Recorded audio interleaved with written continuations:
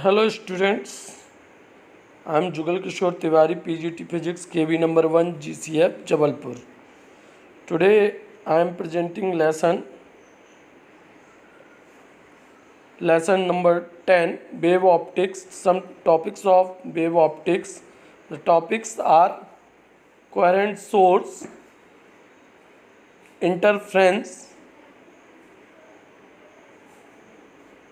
Young double slit experiment, condition for sustained interference, colors in thin films. Now you have the knowledge about superposition of waves, phase and phase difference, wave fronts and its shapes, intensity and amplitude relation. These topics you have studied. Now we will discuss coherent source. Coherent source. Coherent source of light are those sources of light which emit light waves of same wavelength, same frequency and in same phase or having constant phase difference.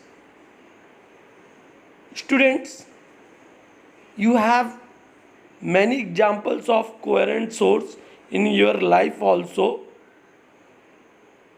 Coherent source having same wavelength, constant phase difference, it may be the value of phi or theta, it may be 45 degrees, 60 degree or 90 degree, same wavelength, same frequency. Now coherent source can be produced by two methods: by division of wavefront, which we will study Young double slit experiment. Division of wavefront, we divide in, if it is Young double slit experiment, we divide in two parts: Fresnel biprism and Lelot's mirror. Second method, by division of amplitude, partial reflection or refraction method in the division of amplitude.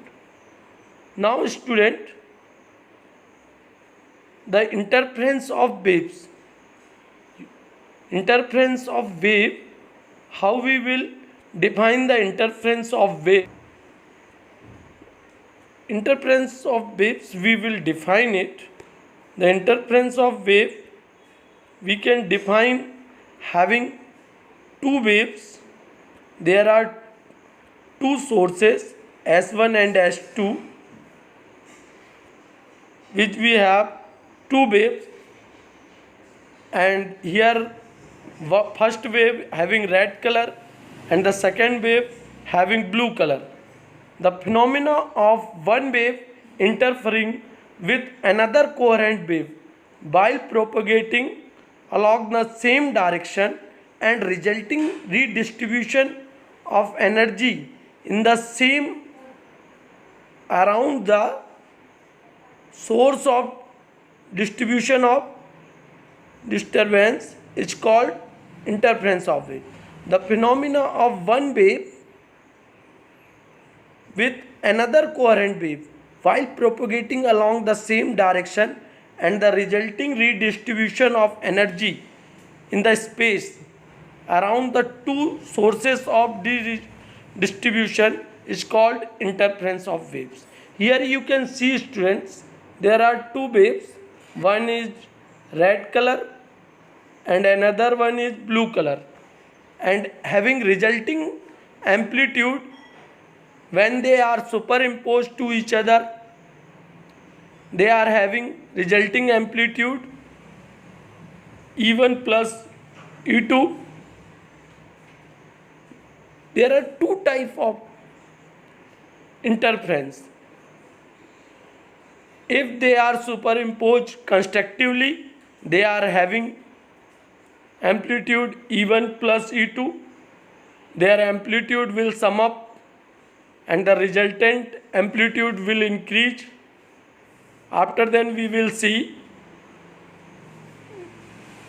expression that resultant amplitude is equal to root over I1 plus I1 square plus I2 square 2 I1 I2 cos theta, and the angle between these two waves having the zero phase difference, then it become I1 plus I2 whole square, that is root over, and it becomes I1 plus I2 or E1 plus E2.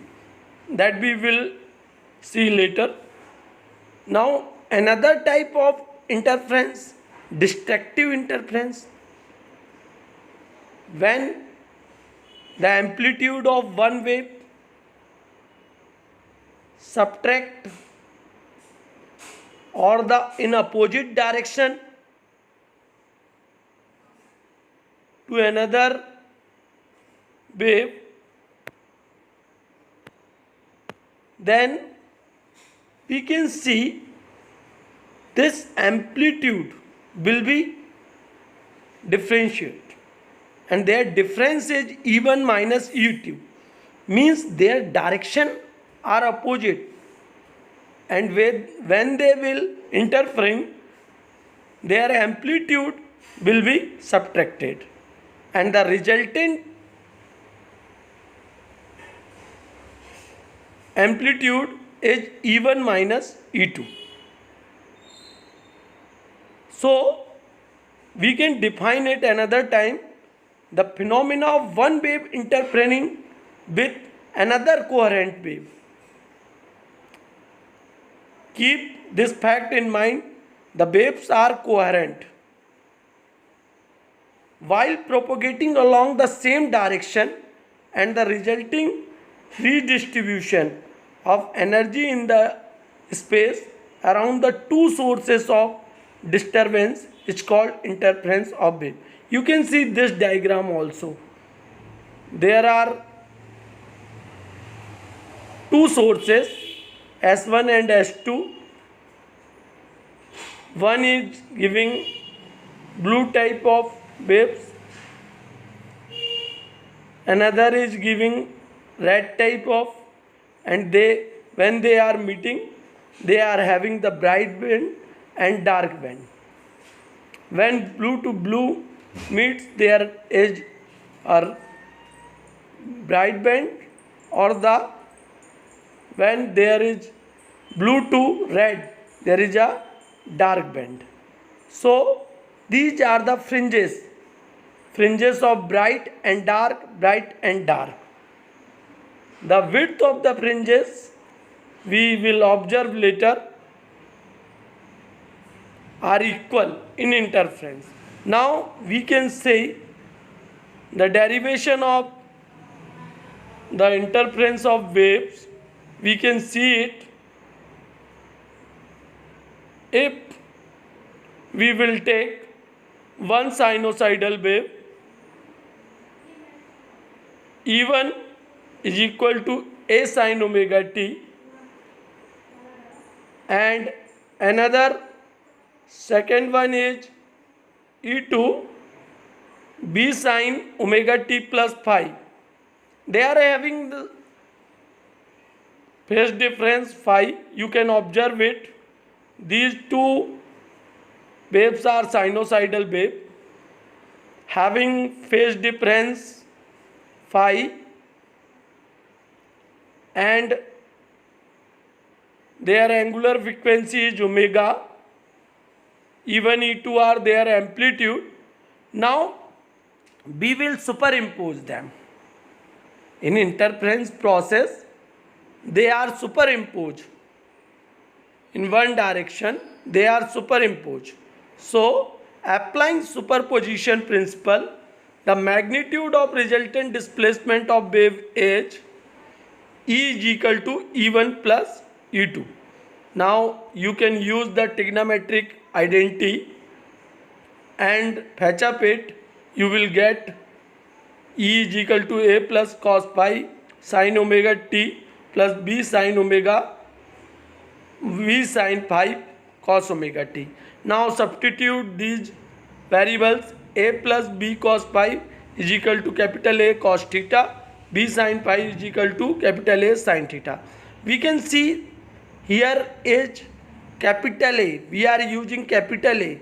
This is just the amplitude which is equal to the resultant amplitude, which is equal to the, we can see, a square plus b square to ab cos theta, and the resultant E will be E is equal to a sin omega t plus phi. Theta is the phase difference between two waves. Now tan theta, you can find the tan theta also by, we will get the ratio a sin theta upon a cos theta. We will have the tan theta also, which is equal to the v sin phi upon a plus cos phi. Dear students, I think you have understand this. Now we will see the direction with the help of graph also. We can see it. Help of graph, we will see the direction, right? There you can see this is b sin phi and b cos phi. You can see in this graph b sin phi and b cos phi. Now this is a cos theta, a sin theta. The resultant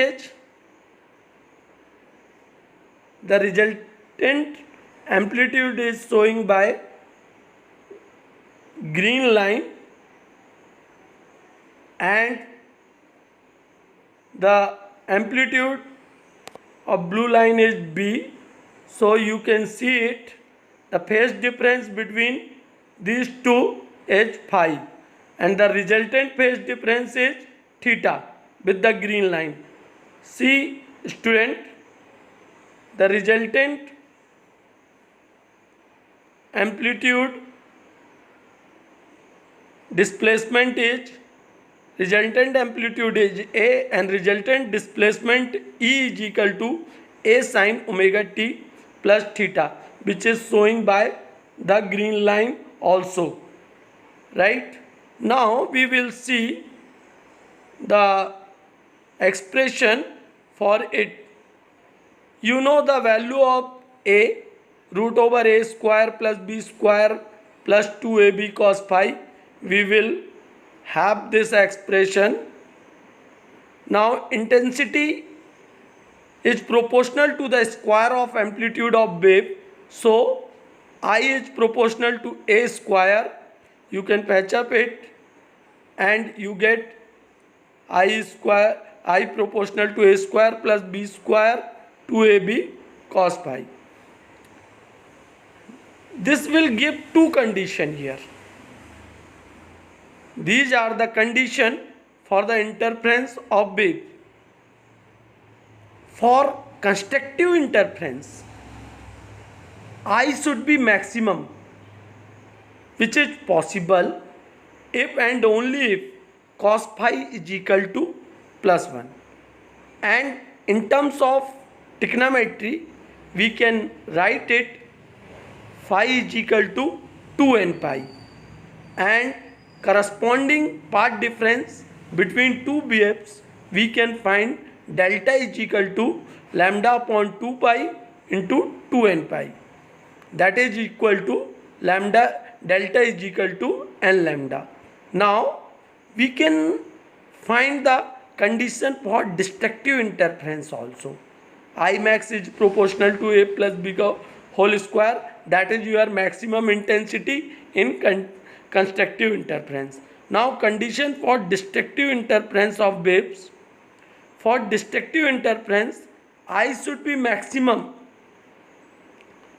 In constructive, I should be minimum, which is possible if and only if cos phi is equal to minus 1. And for this condition, trigonometric expression for this odd number or the numbers 2n plus 1 pi. This is the destructive interference. and when you find the correspondence between the two waves, the path difference is delta, and delta is equal to lambda upon 2 pi into 2n plus 1 pi, and when you solve it you get delta 2n plus 1 lambda by 2. Right, student? Now you can have the minimum intensity which is in destructive interference. I minimum is proportional to a minus b whole square. Because of the reason you have the value of cos phi is minus 1, and when you put this value here you have the minus 1 a square plus b square 2 minus 2ab, which it becomes a minus b whole square, right? And this is I minimum a minus b whole square. Now comparison of intensity of maxima and minima. Now how the comparison, the ratio we can find with the help of these two intensity, maximum intensity and minimum intensity. Now you can find the ratio which is equal to a plus b whole square upon a minus b whole square. If you will take r is equal to a upon b, that becomes I max upon I minimum, r plus 1 whole square to r minus 1 whole square. R is the ratio of amplitude. Now the relation between IA and W. W is here width of the interference fringes. Now this relation you can have I1 is equal to A1 I1 upon I2 is equal to A1 square upon A2 square, which is equal to also W1 upon W2. Now students, we can give one interference example, and we can produce the interference wave by Young double slit experiment, which is very important for you. So you prepare the expression. You can see the many more fringes in your life when you in the classroom or in your home. You can see the rays come from the window. They are also having the fringes. So here you can see the fringes of equal width. Now we will derive the expression for fringe width in Young double slit experiment. Arrangement you can see, there is a single slit, here is the source, this is the source of light. You can see this is single slit and this is double slit. The light passes from single slit then to the double slit, and it is incident on screen and form different fringes. What is the effect when it passes through the single slit, when it passes through the double slit? We will see it. When light passes through the double slit, it will divide in two parts and the two waves are interfering with each other on screen. Now you can find the expression for the fringe width you have the source S1 S2 are two slit, double slit, two slits are here. The difference between two slit is small d, the distance of screen is capital D, and the point at which we have central maxima is O, and another point where we have to find the fringe also the point P. Now we will derive it. The waves from S1 and S2 reaches the point P with the sum phase difference and hence path difference is also. When they are having phase difference, they are having path difference, because one wave is coming from S1, another wave is coming from S2, and they are interfering each other and they forming fringes on screen. Now we can find the delta. Delta is equal to S2P minus S1P.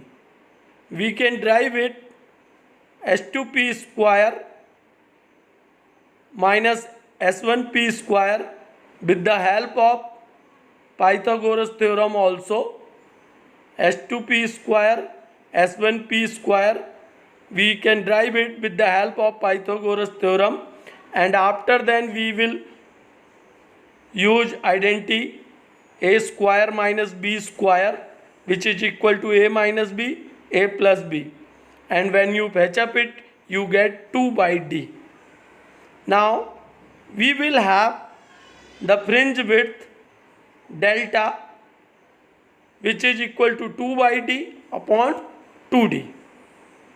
Now delta is YD, means small y small d upon capital D. This is your fringe width. Now we can find the position of bright fringes and dark fringes. Student, this is very important.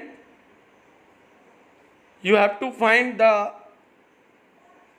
condition for bright fringes and dark fringes also.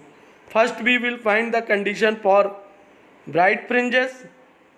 After then we will find the condition for dark fringes.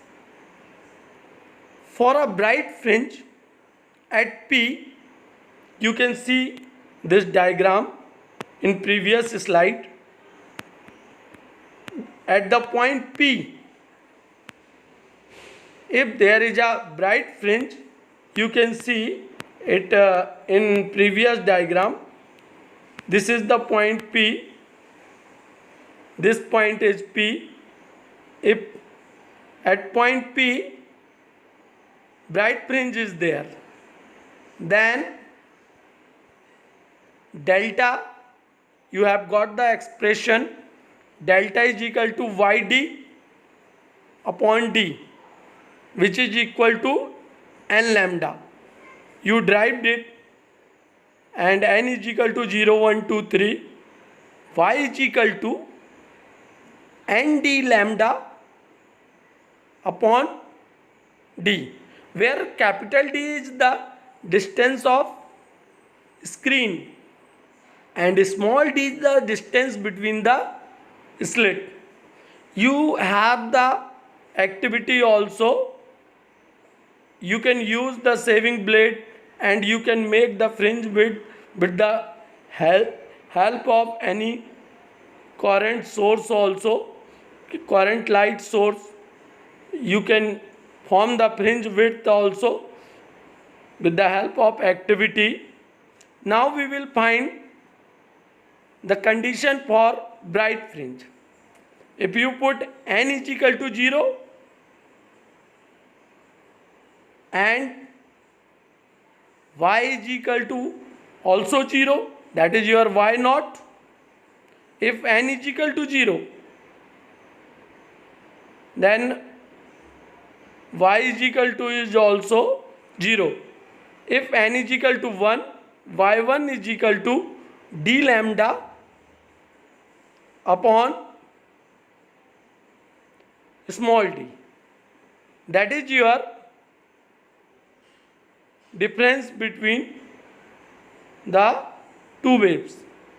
Now you can find the n2 is also there, y2 2d lambda upon small d, so on. You can find the n is equal to n. This is the condition for bright fringes. You will have the bright fringe at central, and then after d lambda by d, 2d lambda by d, and n d lambda by d. This way you have the bright fringes. Now you can find also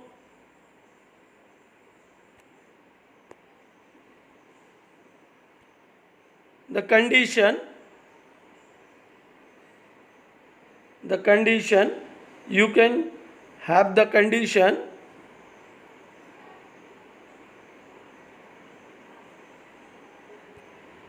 what is the condition for dark fringe.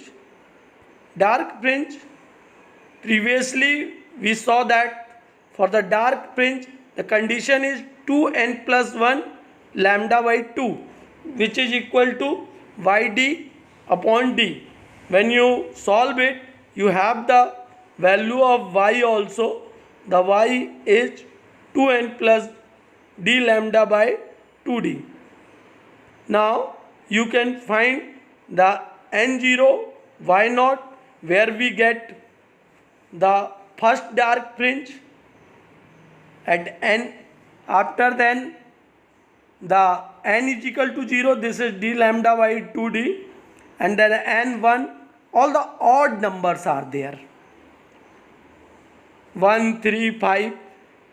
If central maxima is bright fringe, then first dark fringe, and then the second is bright fringe, and then the third dark fringe. All fringes have the equal width, right? Now the expression for dark fringe, we can find the fringe width also. We have the width of the fringe. Now the fringe width, we have the position of fringes here. The y is the fringes of position. We can have the fringe width. If we subtract the two position of fringe, we have the width of the fringes. Now we can subtract the yn minus 1. We have the, if we subtract the y2 minus y1, y3 minus y2, we have the fringe width. Same here in the case of dark fringes. You can find the also fringe width in dark fringe. What you observe, it is very important. In both the expression, the fringe width is d lambda by d. You can see we have y0, y1, y2. These are the position of fringe, and now we have the fringe width. In both the case, fringe width are equal. This is very important, students. Fringe width in interference is very important, which is equal in both case, in dark fringes and bright fringes also. In next class, we will see the next topic, our distribution of intensity, in the next class. Thank you, student.